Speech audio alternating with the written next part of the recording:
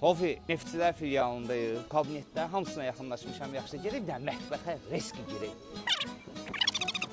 Selamun aleyküm. Ne ediyorsunuz? Hoş gelmişsiniz. Her şey göydə uçur, Tofi. Her şey göydə. Samir, ne var ne ya Samir? Sesin gəlməyəcək, çünki mən mikrofonla. Rəşən, necəsən? Salam. Necəsən? Kebab pişirəbilsən, Rəşən? Öyrənsən. Xan kebabına bax. Bu sən nədir? Digəriyi də həmən. Buraya bak.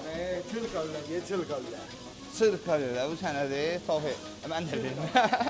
Samir müəllim, neynirsən? Sağ ol, hoş gelmişsiniz. Hər şey qaydasındadır. İnşallah sifarişler gelip olağa veriyəcək. Həri, lap yaxşı. Bu nədir? Bu göstərmirsən bu lastik. Sparjıza satmışsa. Tırkaladınız mənə 70 kilo sparj aldım, satmışsınız. Bu fokusyordur. Əvvəl sırtda canavarza da oynadım. İndi burada ət pişirir. Ay zat, hamısı bunun yanından keçir. Dağla belədir də.